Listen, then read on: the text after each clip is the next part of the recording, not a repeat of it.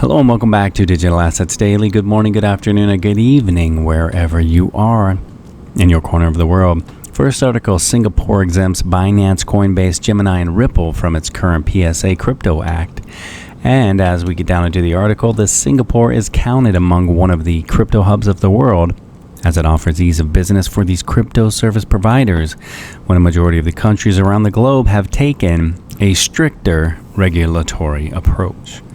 Although Singapore recently enforced crypto regulation and legislation in the form of the Payment Services Act (PSA), the country has exempted popular crypto exchanges such as Binance and Coinbase along with Ripple from the act right from the start of the new year.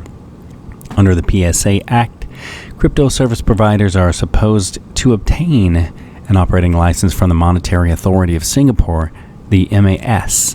However, as per an official notification released on March 24, it has been revealed that the crypto service providers have been allowed to offer specific crypto service without the need of the operating license for a limited period of time. The exempted firms included Binance, Ripple, and Coinbase and have offered a lease of 6 months from the start of the new year, and all these firms can continue offering their services until July 28, 2020. After the said period is over, these crypto firms would be required to file a license under the current PSA Act. Few crypto service providers are offered a 1-year grant, while Binance, Ripple, and Coinbase have been offered a 6-month lease. There are several other crypto entities which have been offered a longer period of exemptions from the PSA, and these firms include the Gemini Exchange, the OK Coin Exchange, PundiX, Cumberland, DRW Holdings, and a subsidiary of BitGo, which have been granted a lease period of 12 months. Also to add to this, PundiX, of course, is one of my favorites, as it is the first blockchain POS point of sale product, and it also offers the first BOB, the first Bob, the first blockchain, and I believe it runs on Android system for the first phone. Another great thing with PundiX is coming out with a new token called the PundiX NEM, which is based off of NEM. I believe its ticker is XEM, which is a CBDC for the Bank of Venezuela and Lithuania. So that's very exciting to see them in there as well.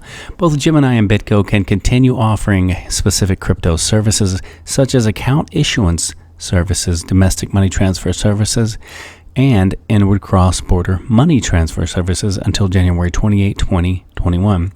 The move to exempt certain crypto service providers to operate in the country without the need to get an operating license can be seen as a bullish move by the MAS to encourage crypto adoption and establish Singapore as one of the crypto capitals of the world. After the said exemptions periods are over, it would be interesting to see if the Singapore regulatory bodies grant any further exemptions to other crypto service providers looking to launch their service in the country. On the next article, we have disrupting XRP wouldn't be logical for Ripple, company's executive says. As you get into the article, it states the recent interview with financial magnates Marcus Treacher, Ripple's SVP of Customer Success, claimed that XRP ledger is decentralized in an apparent attempt to put all accusations about Ripple wielding way too much power over the token to rest. Reacher channeled Ripple CEO Brad Garlinghouse when he was explaining that Ripple, as the biggest stakeholder, was the most interested party in the success of XRP, which makes no sense for them to disrupt it. Ripple is a stakeholder of XRP, thus is an interested party in its success.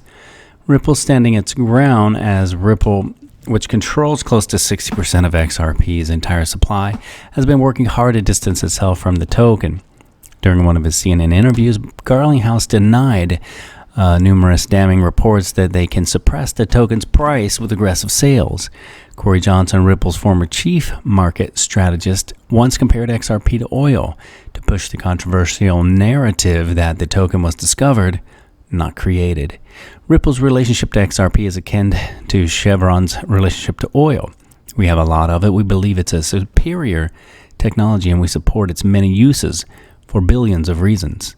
but we don't have all of it, we don't control it, and we aren't it. Meanwhile, Ripple CTO wrote a lengthy post in which he claimed that the XRP ledger is, in fact, more decentralized than Bitcoin and Ethereum. Focusing on 2020, after addressing the centralization issue right off the bat, Treacher proceeded to reveal the company's plans for 2020, having surpassed 300 customers in 2019. Expanding the RippleNet network continues to be his company's main priority. In 2020, we are focused on growing RippleNet from the number of customers who join the network to the corridors in which they operate.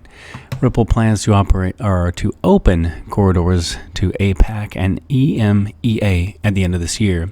To add on to the 300 customers, we did a screenshot where they had changed it to 450 customers. So we know we have at least a minimum of that, probably a great deal further, since someone had already changed it on the website. We took a screenshot and did a quick Twitter, like a little write-up on that. Just kind of sharing. We didn't think it was a big deal. We thought they were getting ready to change all of it. So again, like we said, we took a screenshot from the mobile, directly from their website, stumbled upon it. It wasn't even anything we're searching or were even aware that it was a big deal.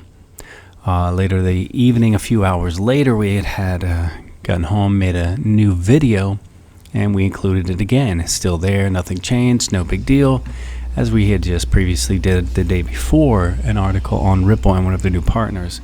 We had actually gone to their website to see that, and it was right there on the front page, so we were excited and just kind of, as we often do, scroll through their website when we're there. We saw the 450 again, and we put it on the PC and added it to our YouTube video. And it was a few hours later on Twitter, after we had already shared our YouTube video, that they had changed it back to 300. Either which way, we had shared on Twitter the screenshot from the mobile and did a video hours later from the PC that they have over 450 customers. I'm sure it's a great deal more than that.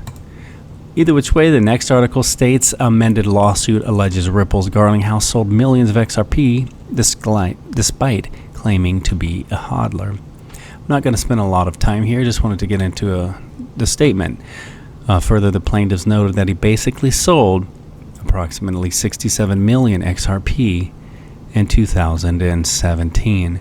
Again, guys, I think if anything, that's an exciting thing, and I'll explain why. Had he sold everything that he owned, I'm sure he owns a couple billion at least, somewhere between 2 and 5 probably. I believe Jed had 5.3 remaining in his escrow account to be able to sell so much percentage each month. Either which way, coming back to Brad Garling House, he had only sold 67 million XRP in 2017. To me, that only makes more sense and makes him a better CEO, because that assures he has all of the finances he needs to cover his personal debt at home and gives him more of a cushion and millions more in his bank account to get by without the struggle and the issue. And he allows him to focus his full laser-like focus on Ripple and their success. 67 million out of a couple of billion really is minimal and irrelevant. Had he sold everything and walked away from Ripple, was no longer an employee, I would find concern. But the fact that he's still there, they're now worth $10 billion. 3 years later, he only sold 67 million, and he's still holding. To me, that is basically irrelevant. That's almost appears as a FUD piece. I want to finish off this video with a thought. At first, they'll ask you why you're doing it, but later, they'll ask you how you did it. Again, guys, this is not financial advice. It is for entertainment purposes only. Much love to all of you, and we'll catch you in the next one.